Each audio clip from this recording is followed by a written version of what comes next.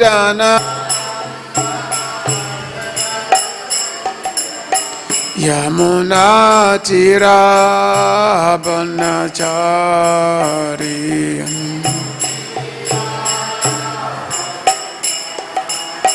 Yamuna Tira Banachari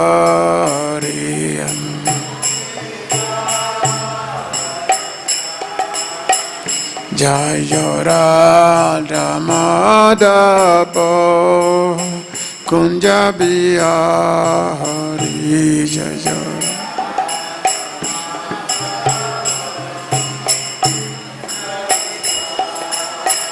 Jaya Radha Madhava Kunja Bihari Jaya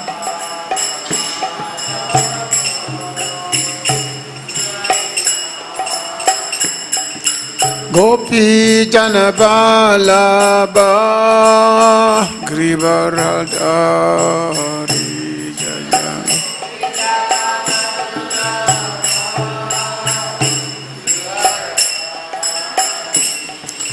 Gopi Janabalabha Grivaradhari Jaya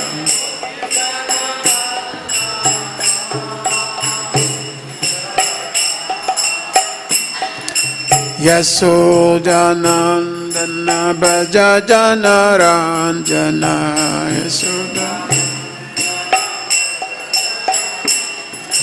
Yasodanandana Bhajajana Ranjana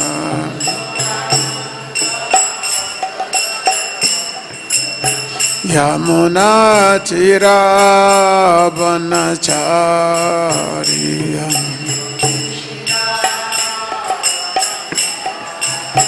Yamuna Tira Banachari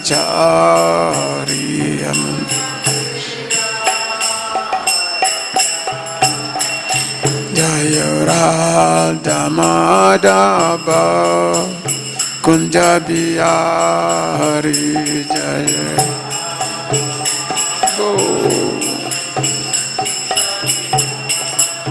Jaya Radha Madhava Kunja Bihari Jaya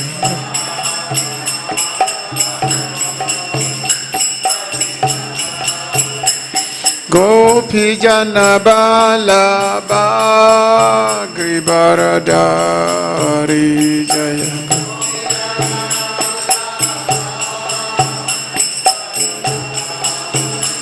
Gopi Jana Balabha Grivaradhari Jaya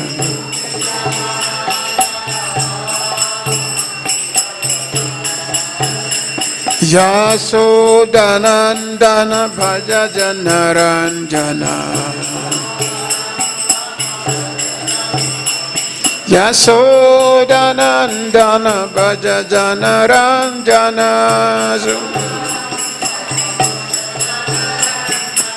Yamuna Tira Banachari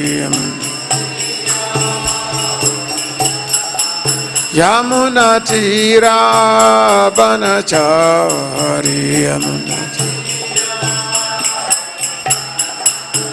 Jaya Radha Madhava Kunja Bihari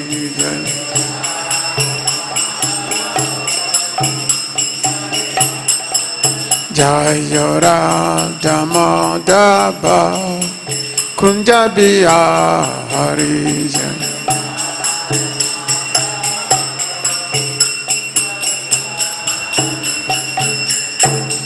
Jai Radha Madhava Jai Vishnupada Paramahansa Pariyupaśate Stottasya Srimad A.C. Bhaktivedanta Swami Srila Prabhupada Ki Jai Vishnupada Paramahansa Pariyupaśate Stottasya Srimad Bhakti Siddhanta Saraswati Thakur Prabhupada Ki Ananta Koti Vaishnava Vrinda Ki ISKCON Acharya Srila Prabhupada Ki Namacharya Srila Haridas Thakur Ki Prem Sikao Sri Krishna Chaitanya Prabhu Nityananda Sri Advaita Gadadhara Siva Sadi Gora Bhakta Vindaki, Sisi Radha Krishna Gopa Gopinath Shama Kunda Radha Kunda Giri Govardhana ki, Vrindavan Dham ki, Mayapur Dham ki, Dwarka Dham ki, Jagannath Dham ki, Gangama Yamuna Maya ki, Tasi Devi Bhakti Devi ki, Sisi Nitai Gaurachanda ki, Sisi Shara Samasunda ki, Sisi Krishna Balaram ki, Samavita Bhakta Vrindaki, Nitai Gopi Minandi. All glory to the same devotees. All glory to the same devotees. All glory to the same devotees. All glories to the lotus feet of Sri Sri Guru Gauranga Jasla Prabhupada.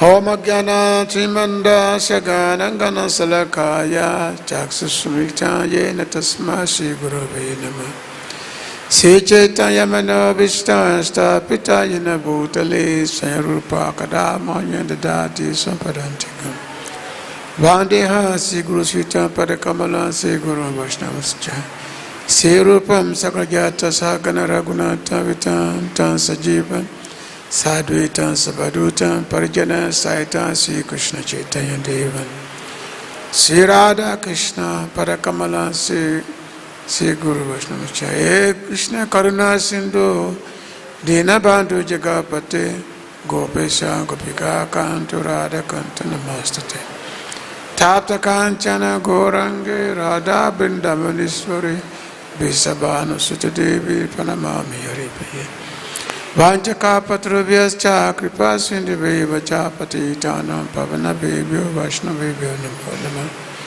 Namo mahabhadaya Krishna premarpadayate Krishnaya Krishna chaitanya namine gorase namah Namo Vishnupadaya Krishna pistaye bhutale Srimati Bhakti Vedanta Swami iti namine Namaste Saraswati Deve Gauravani Pracharine Nivasesa Sunyavadi Pashtadishtarine Sri Krishna Chaitanya Prabhu Nityananda Sri Advaita Gadara Siva Shri Gaura Bhaktavinda Hare Krishna Krishna Krishna Hare Hare Hare Rama Rama Rama Hare Hare Hare Krishna Krishna Krishna Hare Hare Hare Rama Rama Rama Hare Hare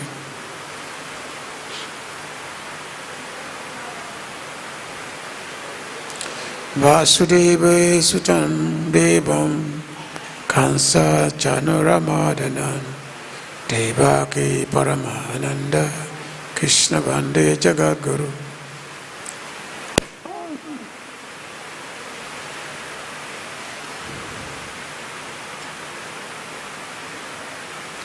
So, I invite everyone for being here this evening for the Bhagavad Gita class. Om Namo Bhagavate Vasudevaya. Om Namo Bhagavate Vasudevaya. Om Namo Bhagavate Vasudevaya. So we are beginning the chapter 12 of the Bhagavad Gita. So today's is text number 1.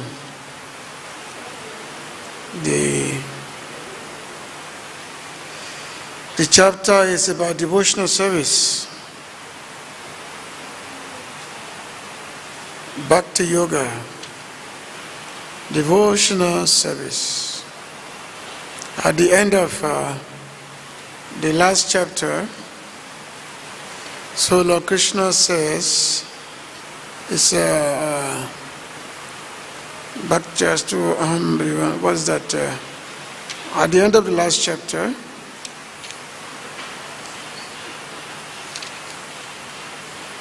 the Lord says, Bhaktya tu ananyaya sakya evam han evam vidu Arjuna gyāntun dhyāstun chatattvena praveshtun cha parantapa. That yes, only by unalloyed devotional service cannot be understood as I am not by any other process. So this is what this chapter 12 is about. It's about devotional service. So we read the text together. We together chant the text. Arjuna uvāca evaṁ satata-yuktā bhaktās tvām paryupāsate ye cāpy akṣaram avyaktaṁ teṣāṁ yoga-vittamāḥ. Arjuna uvāca evaṁ satata-yuktā bhaktās tvām paryupāsate ye cāpy akṣaram avyaktaṁ teṣāṁ yoga-vittamāḥ. Arjuna uvāca evaṁ satata-yuktā bhaktās tvām paryupāsate ye cāpy akṣaram avyaktaṁ teṣāṁ yoga-vittamāḥ.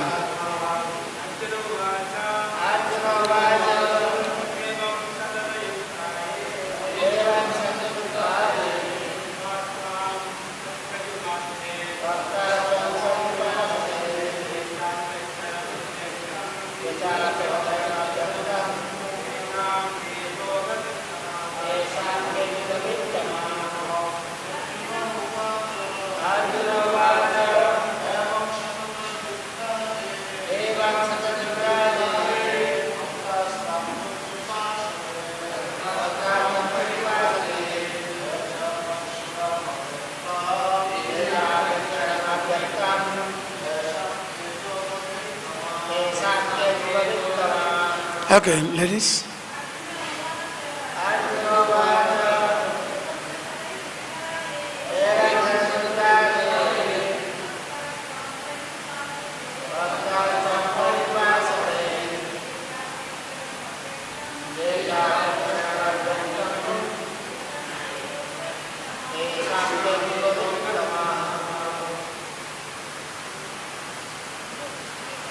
Arjuna uvāca.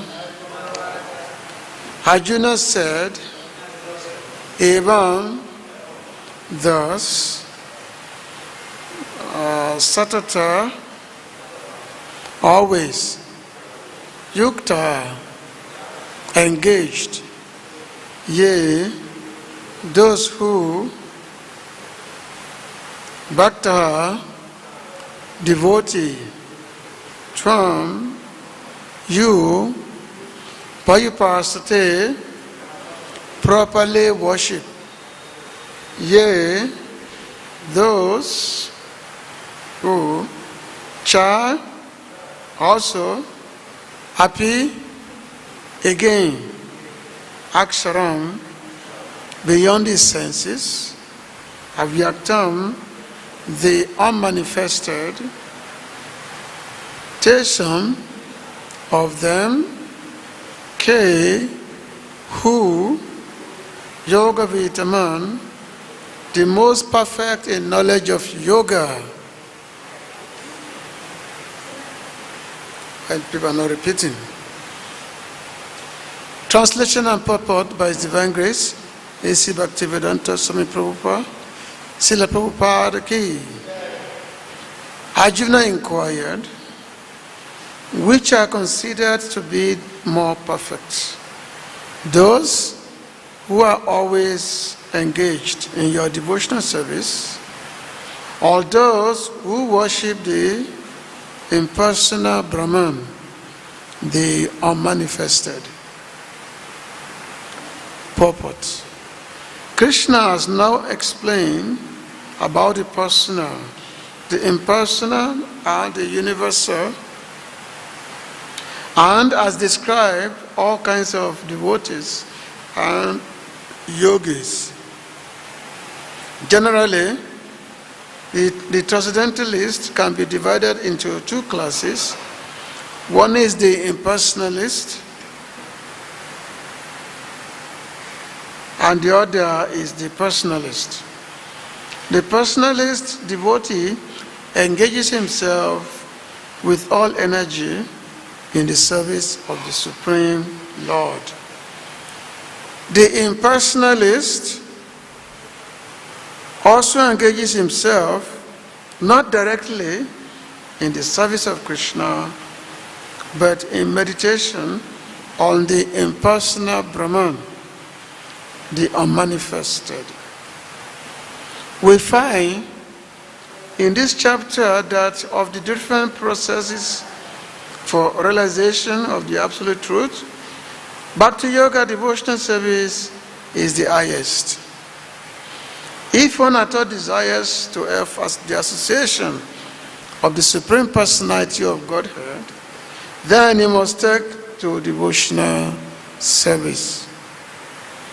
Those who worship the Supreme Lord directly by devotional service are called personalists. Those who engage themselves in meditation on the impersonal Brahman are called impersonalists. Arjuna is here questioning which position is better. There are different ways to realize the absolute truth. But Krishna indicates in this chapter that Bhakti Yoga or devotional service to him is the highest of all. It is the most direct and it is easiest means for association with the Godhead. In the second chapter of Bhagavad Gita, the Supreme Lord explained that a living entity is not the material body. He is a spiritual spark. And the absolute truth is the spiritual whole. In the seventh chapter, he spoke of the living entity as being part and parcel of the supreme whole and recommended that it transfers his attention fully to the whole. Then again, in the 8th chapter, it was said that anyone who thinks of Krishna at the time of quitting his body is at once transferred to the spiritual sky, to the abode of Krishna. And at the end of the 6th chapter, the Lord clearly said that of all yogis, one who always thinks of Krishna within himself is considered the most perfect. So, in practically every chapter, the conclusion has been that one should be attached to the personal form of Krishna, for that is the highest spiritual realization. Nevertheless, there are those who are not attached to the personal form of Krishna. They are so firmly detached that even in the preparation of commentaries to Bhagavad Gita, they want to distract other people from Krishna and transfer all devotion to the impersonal Brahma-jyoti.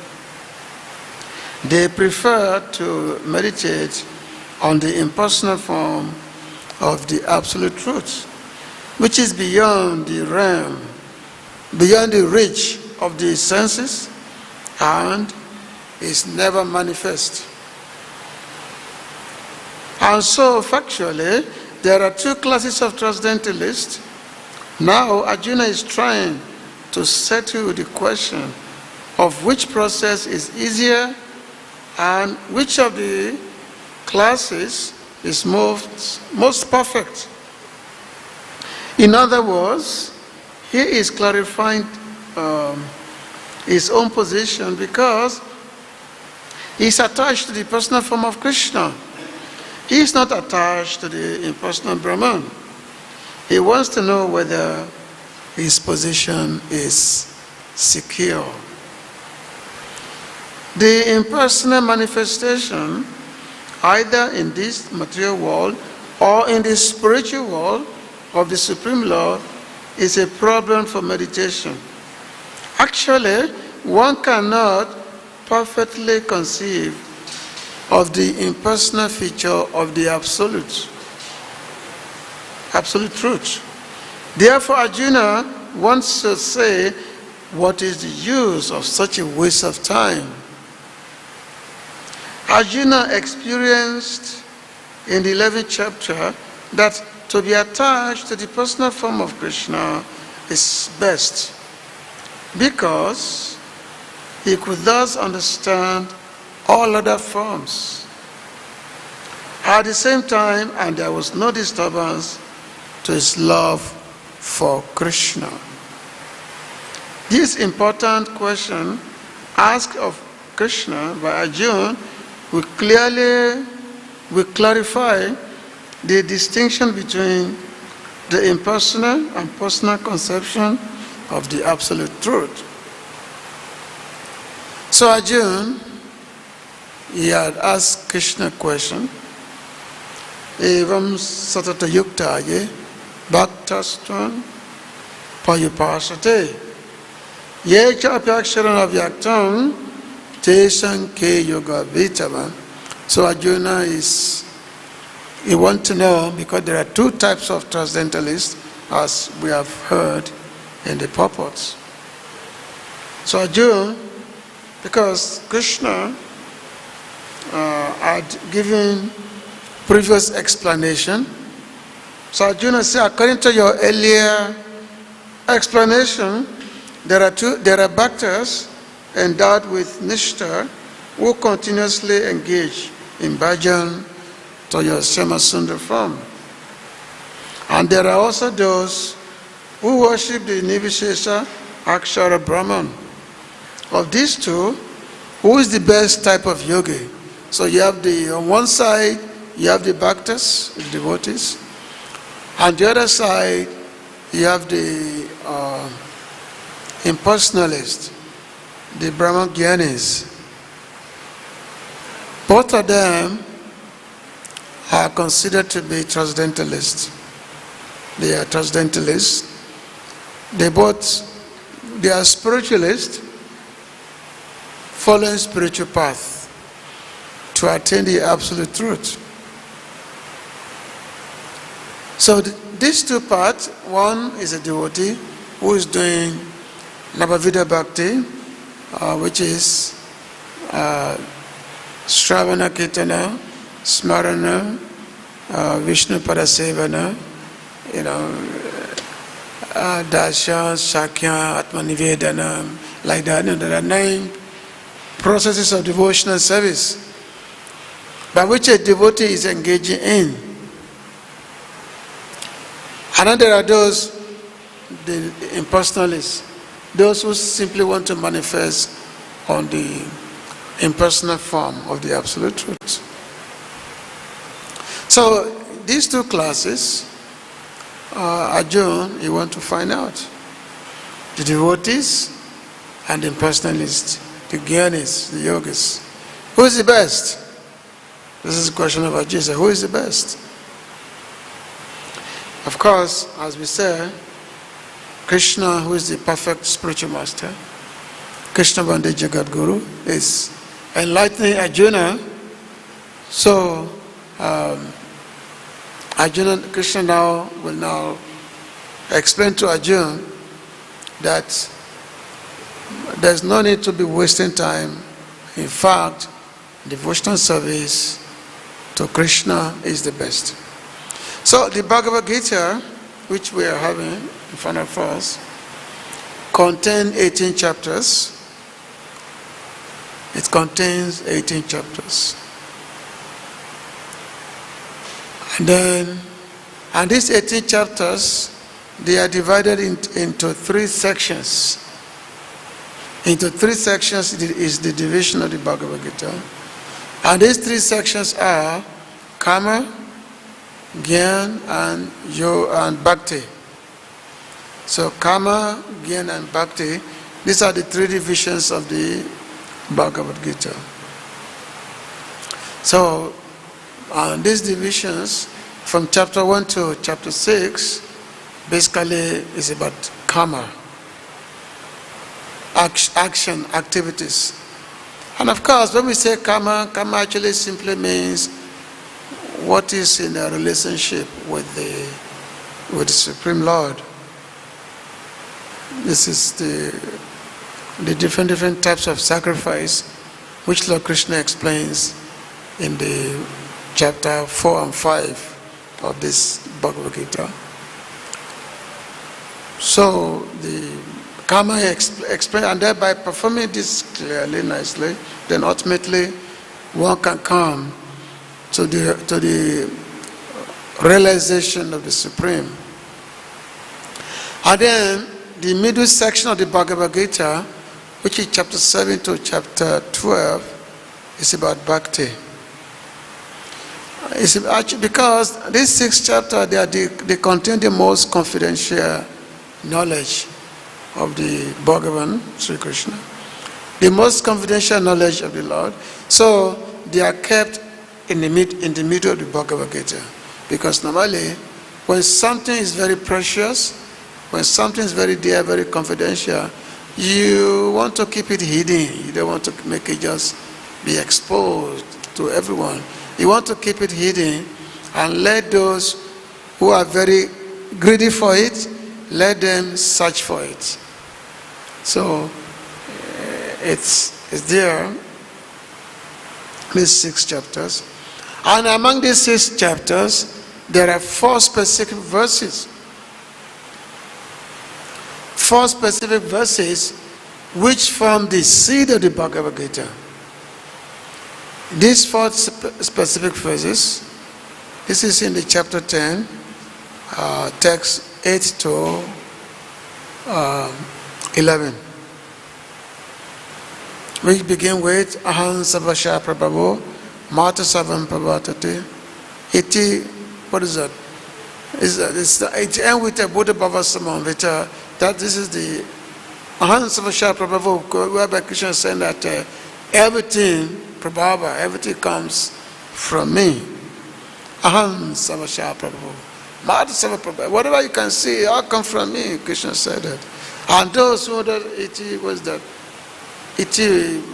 those who understand this, they engage in bhajan of me. They engage in my devotional service. So because the devotees know that everything, whatever we see, both material and spiritual, they are coming from Krishna. They are a manifestation of Krishna. So devotees, they engage in bhajan, in Krishna bhajan, with all feelings, with all bhav. Bodha bhava samambita.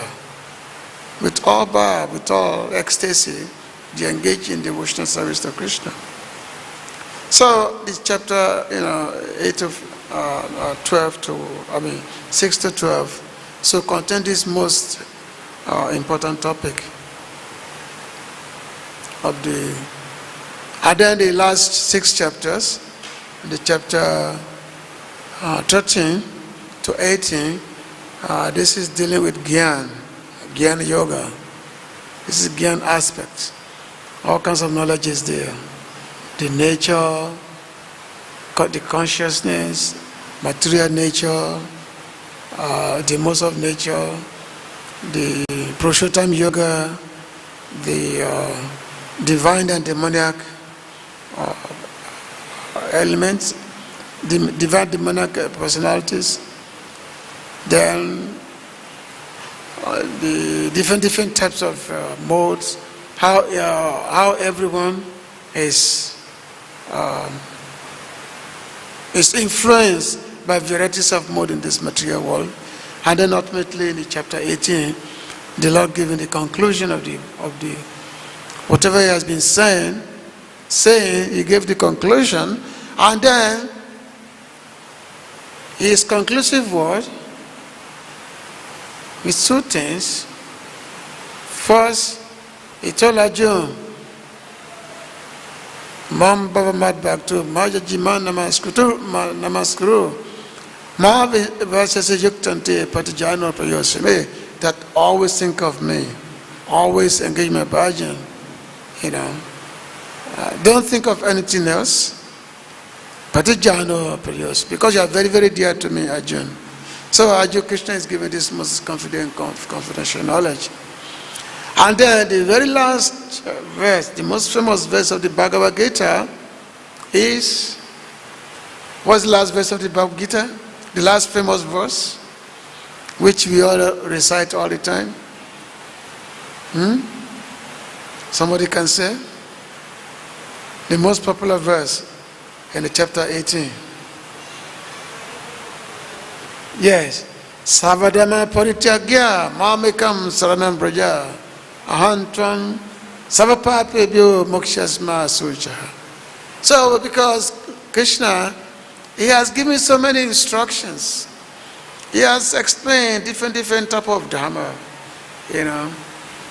all kind of dharma, like society dharma, pitri dharma, demigod dharma, all kind of dharma the Lord has given.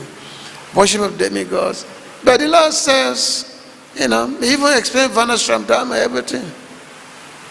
But Lord told Arjuna, just give up all this thing. He said, what did he use? Savadama Parityagya, give up all kinds of dharma. Just come to me alone. Mom, ekam. Mom, ekam. Only me.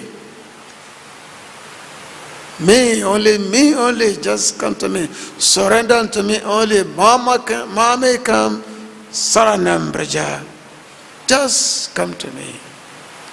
Ahantvam savapapebhyo mokshasya sucha. Because sometimes there is all kinds of fear is there. The fear that, okay, if I give up service to the society, because as we are born into this material world, we are indebted to so many personalities. As we are born into this material world and we are living our life, we have so many debts. Rishi, our debt to the rishis who gave us knowledge, our debt to the devas, the demigods, who gives us the necessities of life. Our debt to them is there. The debt to Mother Earth is there. Not talk of debt of our forefathers and all these things. So all this debt is there. So how do you repay all this debt? And most of the time, we find ourselves that to the end of our life, we may be unable to repay all this debt. So we become debtor. So Krishna says, give up all this debt, give up all these obligations. Savadama pratyagya, give up all this obligation, just come to me. He said, and the Lord said that you have nothing to fear, nothing to be afraid of. No fear. Because I am going to deliver you from all kinds of, whatever, all kinds of sin. I will deliver you. Moksha. I will give you freedom from all. After all, Krishna is the giver of liberation. He gives liberation, isn't it? Krishna is the giver of liberation. He said, I'm going to free you from all kinds of, I'm going to give you moksha from every kind of sins that you might have performed by not performing your obligation, by renouncing your obligation. So therefore, moksha, Masucha, don't be afraid. Do not be afraid. In the third canto of the Bhagavatam, Kapila Dev is Deva Sibhukta Tapeta Pratinam na kinka ruchan charajam savatmana sana sarana gato mukunda paradichakata. So he said devasi both of the pita patinam, that which means the devas, the rishi, the bhota, the pitras, the ancestor. He said all of them are there by which we are obligated to this material world. You know, they are all there because we are obligated to them in the material world. But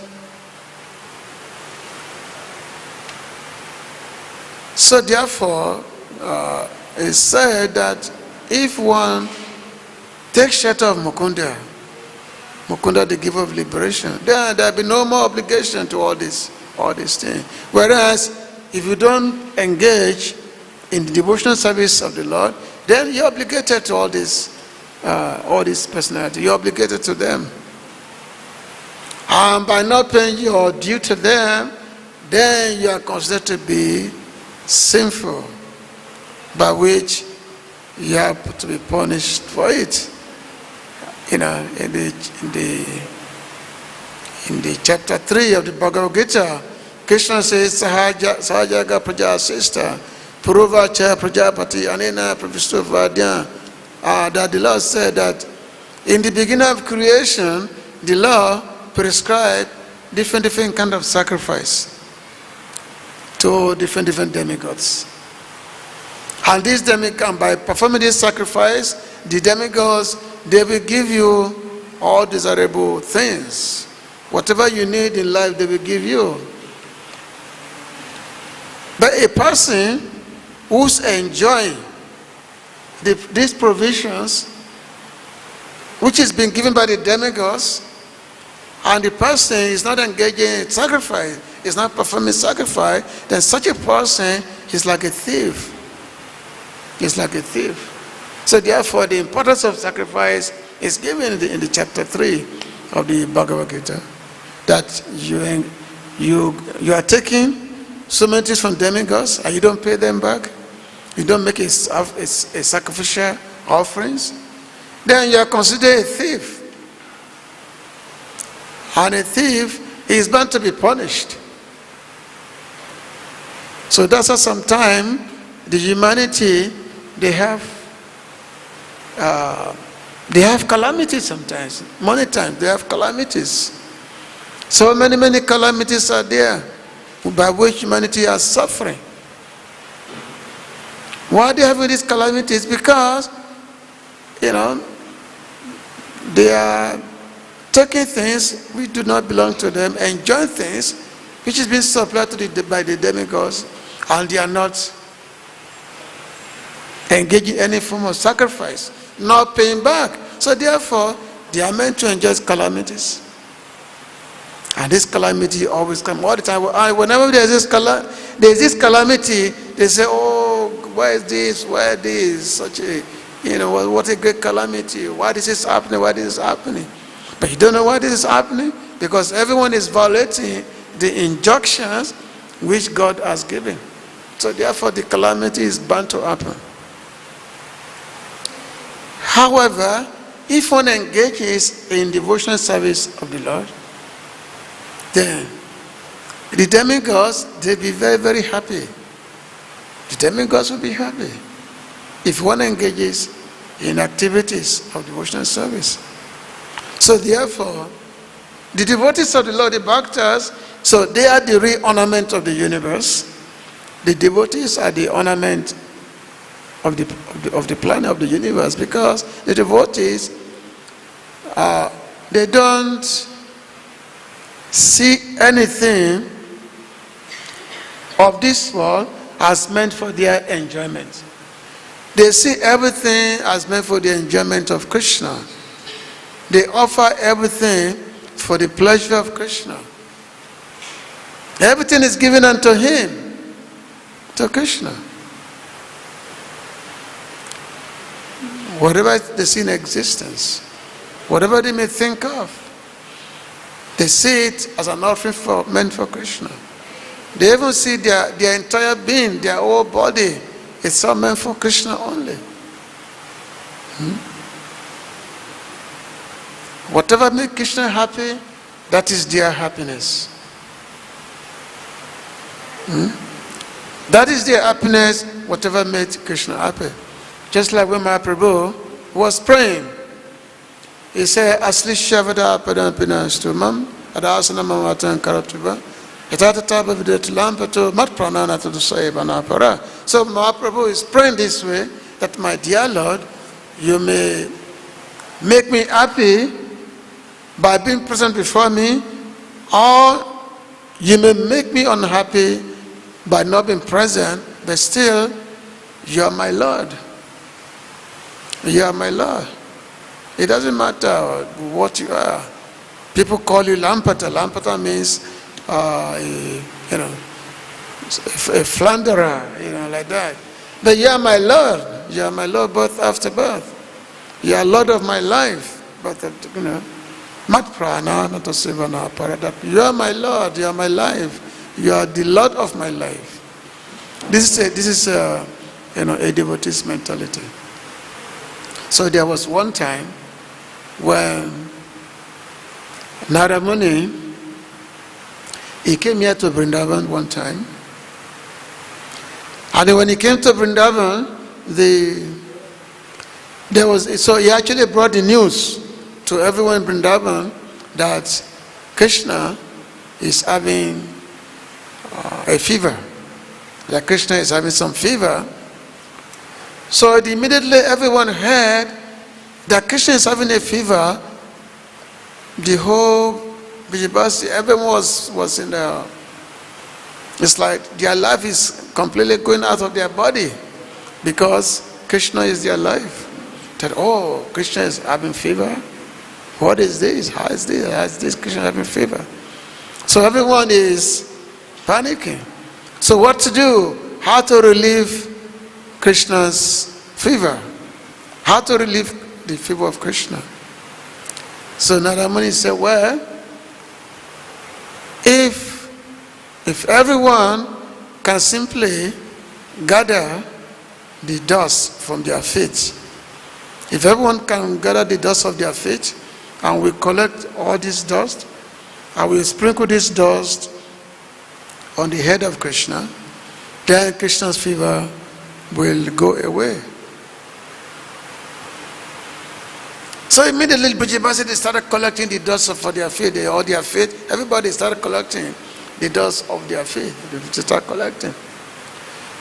So Narada Muni told them, said that, don't you know that you want to put normally everybody want to get the dust of the Bhagavan's feet on their head, but you want to put the dust of your feet on Krishna's head? Don't you know that you may go to hell if you do that? So now that the BG-12 says, yes, whatever happens, we are ready to go to hell. If giving our food dust to Krishna will relieve his fever, we don't mind. Let us go to hell, whatever it is. But we want to make Krishna the most comfortable. So this is the mentality. A devotee may have to suffer for the service of Krishna. He welcomes such suffering if a devotee has to suffer for the service of Krishna.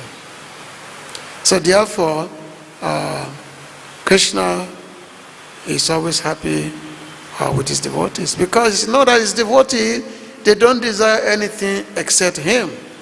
So therefore, Krishna is always happy with his devotees only.